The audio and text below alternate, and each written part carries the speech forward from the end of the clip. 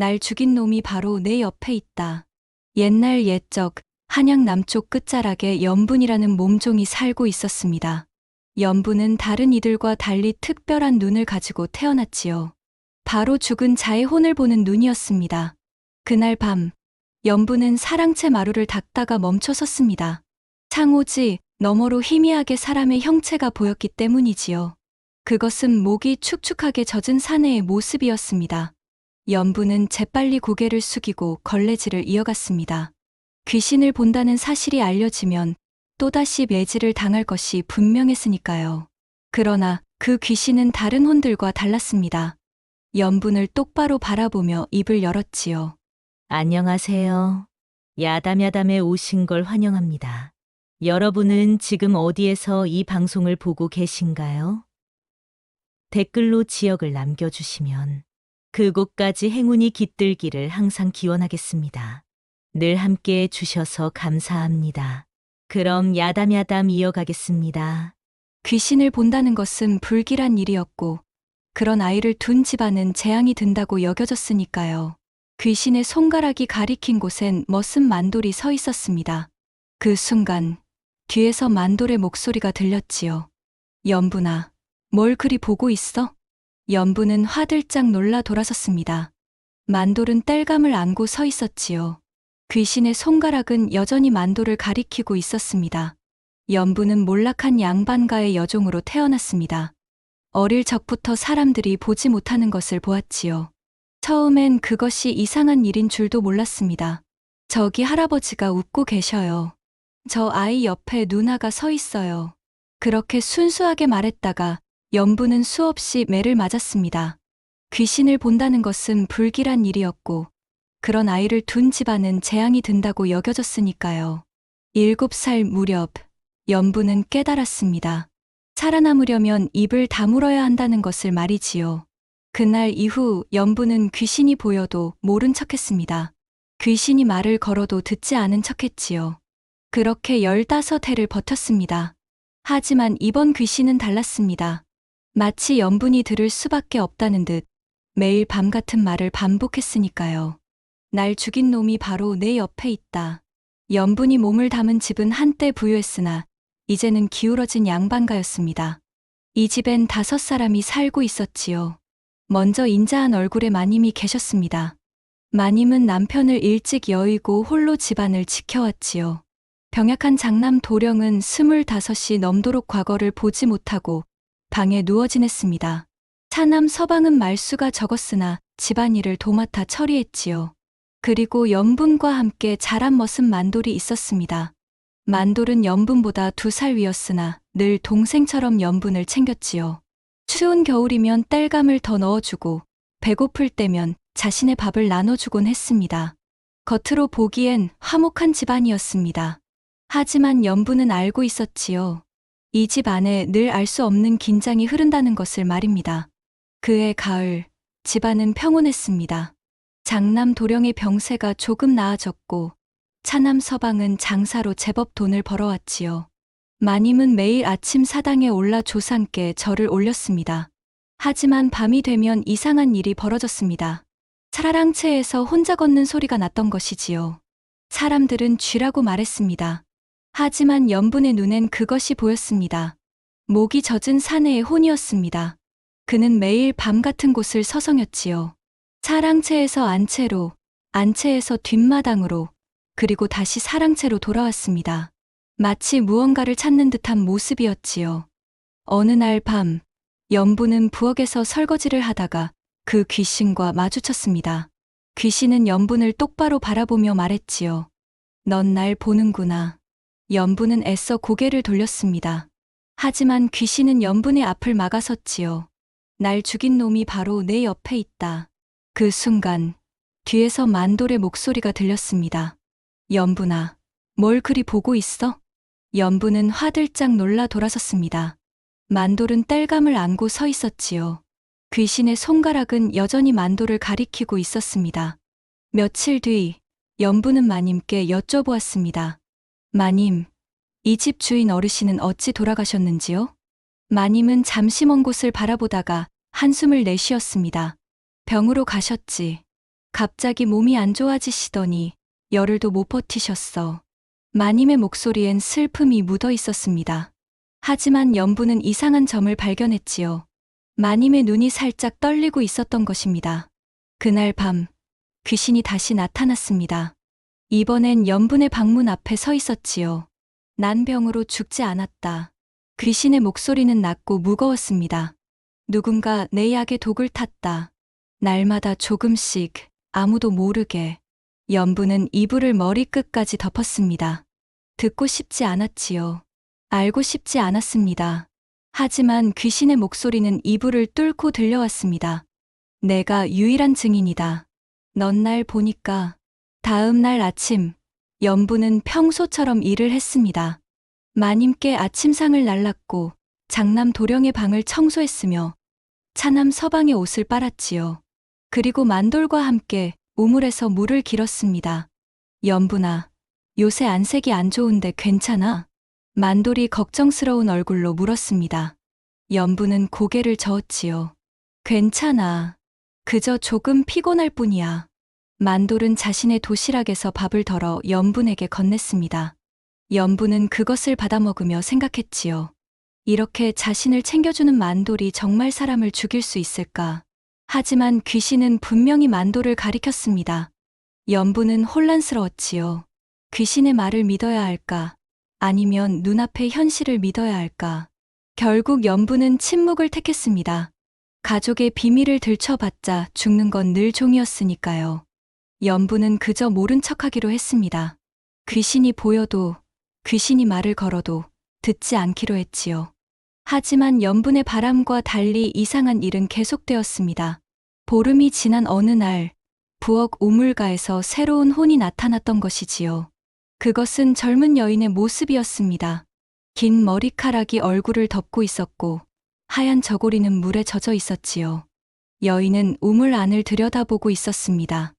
연부는 재빨리 물동이를 내려놓고 자리를 피하려 했습니다. 하지만 여인이 고개를 들었지요. 여인의 얼굴은 창백했고 눈에서는 물이 흘러내리고 있었습니다. 넌 날 볼 수 있구나. 여인의 목소리는 물속에서 나는 것처럼 울렸습니다. 나도 이 집 사람에게 죽었어. 도와줘. 연부는 뒤로 물러섰습니다. 하지만 여인은 한 걸음 다가왔지요. 내 억울함을 풀어줘. 난 아무 죄도 없었는데 그저 알아서는 안 될 것을 알았다는 이유로 죽었어. 그 순간 마님의 목소리가 들렸습니다. 연분아, 물은 다 길었니? 연분이 고개를 돌렸다 다시 보았을 땐 여인의 혼은 사라지고 없었습니다. 하지만 우물물은 여전히 출렁이고 있었지요. 그날 밤부터 연분은 두 귀신을 동시에 보게 되었습니다. 목이 젖은 사내와 우물의 여인, 둘 다 연분을 찾아왔지요. 날 죽인 놈이 바로 내 옆에 있다. 사내 귀신은 여전히 만도를 가리켰습니다. 하지만 이상한 점이 있었지요. 어떨 땐 장남 도령을, 어떨 땐 차남 서방을 가리키기도 했던 것입니다. 여인 귀신은 다른 말을 했습니다. 이 집엔 비밀이 있어. 땅속에 묻힌 비밀이. 연부는 머리가 아팠습니다. 귀신들의 말이 조금씩 달랐기 때문이지요. 하지만 공통점은 하나였습니다. 모두 이 집 사람을 가리킨다는 것이었지요. 연부는 낮 동안 조심스럽게 집안을 살폈습니다. 마님은 여전히 인자했고 장남 도령은 여전히 병약했으며 차남 서방은 여전히 말이 적었지요. 만돌은 여전히 연분을 챙겼습니다. 하지만 연분은 느낄 수 있었지요. 이 평온한 일상 뒤에 무언가 숨겨져 있다는 것을 말입니다. 어느 날 오후, 연부는 장남 도령의 방을 청소하다가 이상한 것을 발견했습니다. 약장 뒤편에 숨겨진 작은 주머니였지요. 연부는 주변을 살핀 뒤 조심스럽게 주머니를 열었습니다. 안에는 하얀 가루가 들어 있었습니다. 연부는 코를 가까이 대보았지요. 냄새가 나지 않았습니다. 하지만 혀끝으로 살짝 맛을 보았을 때 연부는 깨달았지요. 이것은 약재가 아니라는 것을 말입니다. 그 순간 뒤에서 목소리가 들렸습니다. 뭘 하고 있는 거야? 연부는 화들짝 놀라 돌아섰습니다. 장남 도령이 문 앞에 서 있었지요. 그런데 이상했습니다. 평소엔 일어서기도 힘들어하던 도령이 멀쩡하게 서 있었던 것입니다. 도령은 연분에게 다가와 주머니를 빼앗았습니다. 그리고 차갑게 말했지요. 본 것을 잊어라. 내 목숨이 아까우면. 그 순간 연분은 깨달았습니다. 장남 도령의 병은 거짓이었다는 것을 말이지요. 그리고 그 하얀 가루는 무언가를 숨기기 위한 도구였다는 것을 말입니다. 그날 밤 연분은 잠을 이룰 수 없었습니다. 장남 도령의 차가운 눈빛이 계속 떠올랐기 때문이지요. 한밤중 연분은 목이 말라 부엌으로 갔습니다. 부엌에선 작은 불빛이 보였습니다.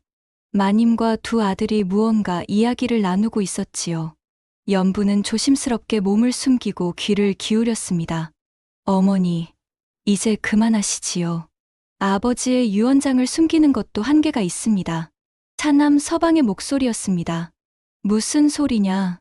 내 아버지는 제정신이 아니었다. 재산을 모두 너에게 물려준다니 말이 되느냐? 마님의 목소리는 떨리고 있었습니다. 형님, 그래도 아버지의 뜻인데. 닥쳐라. 넌 병약하니 재산을 물려받을 자격이 없다. 이건 어머니와 내가 지켜온 집안이다. 장남 도령의 목소리는 날카로웠습니다. 연분은 숨을 죽였습니다. 이 집엔 숨겨진 유언장이 있었던 것이지요. 그리고 그 유언장 때문에 가족 간의 갈등이 있었던 것입니다. 마님이 다시 말했습니다. 어쨌든 조심해라. 연분이가 수상쩍게 굴더라. 혹시 뭔가 눈치챘을지도 모른다. 연분은 등골이 서늘해졌습니다. 다음 날부터 연분은 더욱 조심했습니다. 귀신이 보여도 못 본 척했고 이상한 소리가 들려도 못 들은 척했지요. 하지만 연분의 노력은 헛된 것이었습니다. 며칠 뒤 저녁, 연분은 뒷마당에서 빨래를 걷고 있었습니다. 그때 차남 서방이 다가왔지요. 연분아, 내가 형님 방에서 뭔가 찾았다며? 연분은 고개를 저었습니다. 아니옵니다, 서방님. 그저 청소를 했을 뿐입니다. 차남 서방은 연분의 팔을 거칠게 잡았습니다. 거짓말 마라. 형님이 분명 말했다. 내가 약장을 뒤졌다고. 연분은 팔을 빼려 했지만 차남 서방의 힘은 셌지요. 그는 연분을 끌고 뒤뜰 창고로 갔습니다. 그리고 연분을 안에 밀어넣고 문을 잠갔지요. 며칠 동안 여기서 생각해봐라. 내가 본 것을 말할 건지 아니면 목숨을 부지할 건지. 창고 안은 어둡고 차가웠습니다. 연분은 구석에 웅크리고 앉았지요.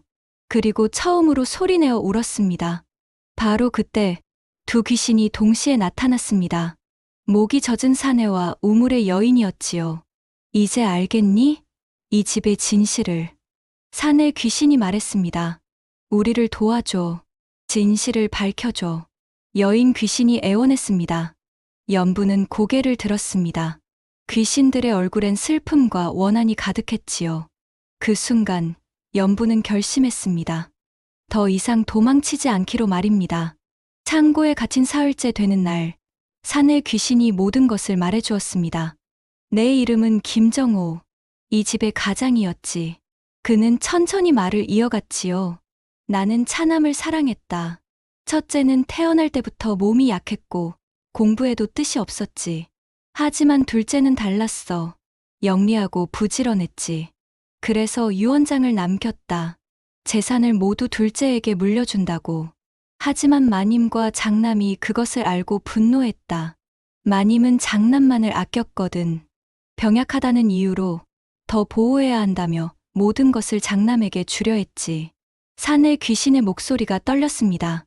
어느 날부터 내 약에서 이상한 맛이 났다. 하지만 의심하지 못했어. 아들과 아내를 믿었으니까. 열흘을 앓다가 나는 죽었지. 그리고 죽은 뒤에야 알았다.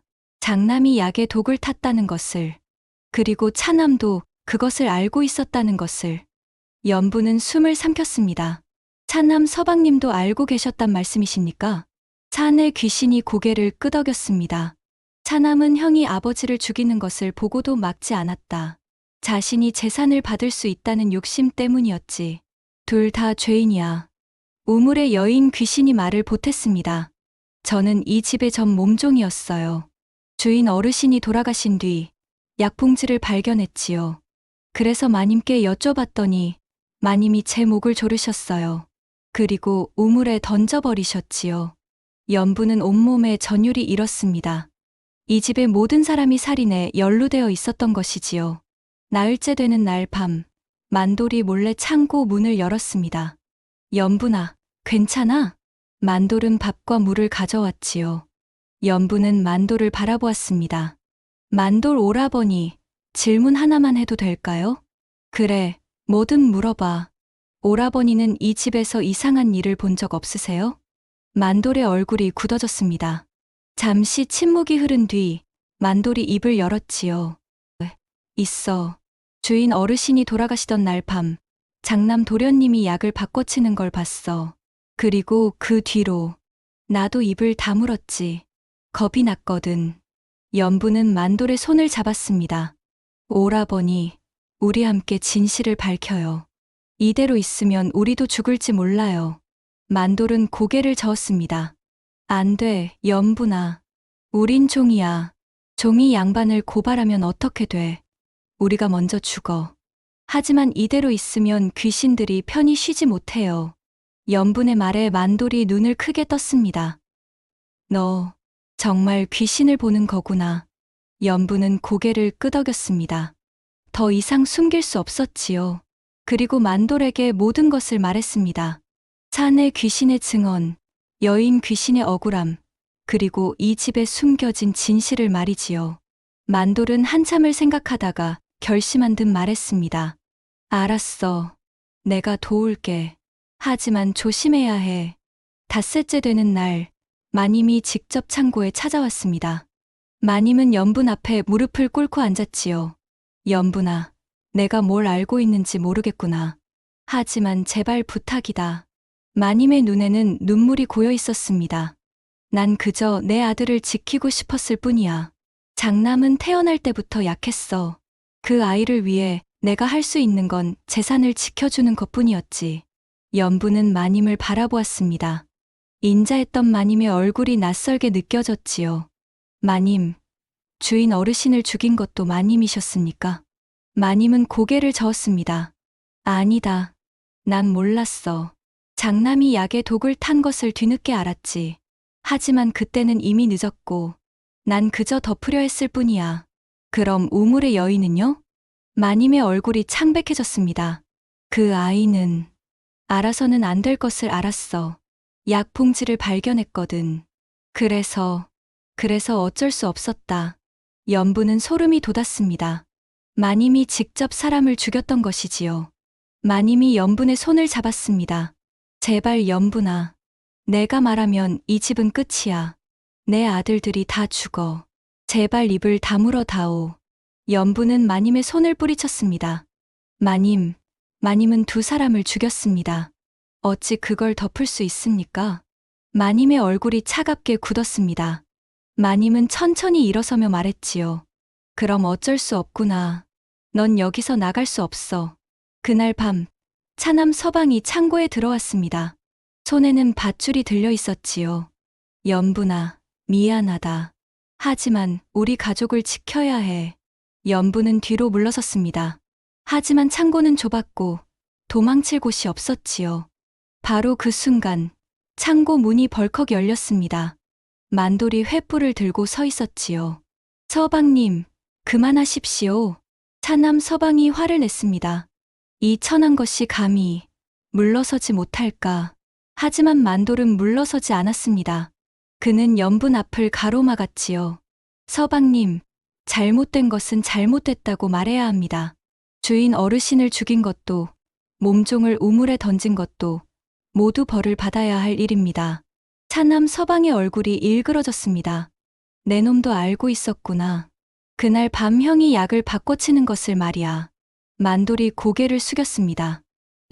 예, 저도 죄인입니다. 그래서 이제라도 바로잡으려 합니다. 그 순간 두 귀신이 동시에 나타났습니다. 산의 귀신과 여인 귀신이었지요. 하지만 이번엔 연분만 볼 수 있는 것이 아니었습니다. 차남 서방이 비명을 질렀습니다. 아버지. 산의 귀신이 차남을 바라보며 말했습니다. 내가 나를 배신했구나. 내 아들아. 차남 서방은 뒷걸음질 치다가 그대로 쓰러졌습니다. 그날 밤 집안은 난리가 났습니다. 차남 서방이 정신을 잃고 장남 도령은 방에 숨어버렸지요. 마님은 사당에서 기도를 올렸습니다. 연분과 만돌은 창고에서 나와 마당에 섰습니다. 달빛이 밝게 내려앉고 있었지요. 이제 어쩔 거야, 연분아? 만돌이 물었습니다. 연분은 하늘을 올려다보았지요. 바로 그때 두 귀신이 다시 나타났습니다. 하지만 이번엔 분노한 얼굴이 아니었지요. 슬프지만 평온한 얼굴이었습니다. 산의 귀신이 말했습니다. 연분아, 우리는 벌을 원하지 않는다. 그저 진실을 밝혀달라. 우리가 왜 죽었는지, 누가 우리를 죽였는지만 세상에 알려달라. 여인 귀신도 말했습니다. 우리는 그저 억울할 뿐이야. 아무 죄 없이 죽었거든. 제발 우리 이름을 불러줘. 우리가 살았었다고 말해줘. 연분은 눈물을 흘렸습니다. 귀신들은 복수가 아닌 기억을 원했던 것이지요. 연분은 만도를 바라보았습니다. 오라버니, 관아에 가요. 모든 걸 말해요. 만돌이 고개를 끄덕였습니다. 그래, 함께 가자. 다음 날 아침, 연분과 만돌은 관아로 향했습니다. 손에는 몇 가지 증거가 들려 있었지요. 장남 도령의 약장에서 찾은 독약 봉지, 그리고 우물 바닥에서 건져낸 여인의 놀이개였습니다. 관아 앞에 도착했을 때 이미 마님과 두 아들이 와 있었습니다. 마님이 소리쳤지요. 사또께서는 저 종들의 말을 믿지 마옵소서. 저들은 거짓을 꾸며 주인을 모함하려 합니다. 하지만 연분은 당당하게 말했습니다. 사또님, 소녀는 귀신을 봅니다. 주인 어르신과 몸종의 혼이 매일 밤 나타나 억울함을 호소합니다. 주인 어르신은 장남의 손에 독살당하셨고 몸종은 마님의 손에 우물에 빠져 죽었습니다. 사또는 반신반의하며 물었습니다. 그것을 어찌 증명하겠느냐? 연분은 독약 봉지를 내밀었습니다. 이것은 장남 도련님의 약장에서 찾은 것입니다. 의원께 보이시면 독약인 줄 아실 것입니다. 의원이 봉지를 받아 냄새를 맡더니 고개를 끄덕였습니다. 이것은 비상입니다. 독약이 분명합니다. 장남 도령의 얼굴이 창백해졌습니다. 차남 서방이 외쳤지요. 형님, 형님이 정말 아버지를 죽였습니까? 장남 도령은 벌벌 떨며 차남을 가리켰습니다. 아니야. 이건 내가 시킨 일이야. 넌 유언장 때문에 아버지가 죽기를 바랐잖아. 차남 서방이 소리쳤습니다. 거짓말. 난 형님을 막으려 했어. 하지만 어머니가 형님을 감쌌지. 형제가 서로를 물고 늘어지기 시작했습니다. 마님은 그대로 주저앉으며 울부짖었지요. 내가 잘못했습니다. 내가 모든 것을 덮으려 했습니다. 하지만 몸종을 죽인 것은 그건 정말 어쩔 수 없었습니다. 관아는 순식간에 아수라장이 되었습니다. 진실이 마침내 드러난 것이지요. 사또는 세 사람을 모두 잡아들이라 명했습니다. 연분은 그 모습을 지켜보며 두 귀신을 돌아보았지요. 귀신들은 미소 짓고 있었습니다. 그리고 천천히 빗속으로 사라졌습니다. 며칠 뒤 관아에서 정식 재판이 열렸습니다. 모든 증거가 낱낱이 밝혀졌지요. 장남 도령은 아버지의 약에 비상을 탔습니다. 매일 조금씩 열흘 동안 먹였지요.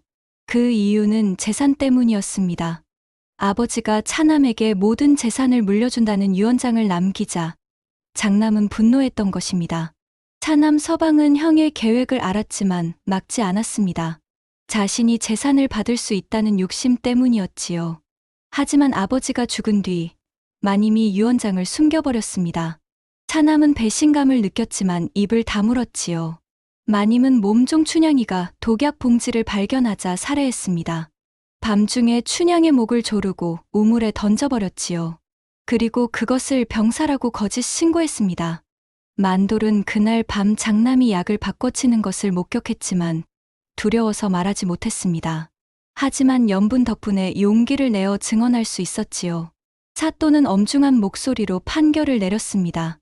장남 김영수는 존속살해죄로 차명에 처한다. 차남 김영철은 방조죄로 유배 10년에 처한다. 마님 박씨는 살인죄로 교수형에 처한다. 머슴 만돌은 증언한 공으로 방면한다. 몸종 연부는 진실을 밝힌 공으로 양민으로 신분을 상승시킨다. 관아 밖에 모인 백성들이 환호했습니다. 악인이 벌을 받고 억울한 혼이 풀렸다는 소식에 모두가 통쾌해했지요. 연부는 관아 계단에 앉아 하늘을 바라보았습니다. 구름 사이로 햇살이 내려오고 있었지요. 마치 두 귀신이 평안히 떠나는 것처럼 느껴졌습니다.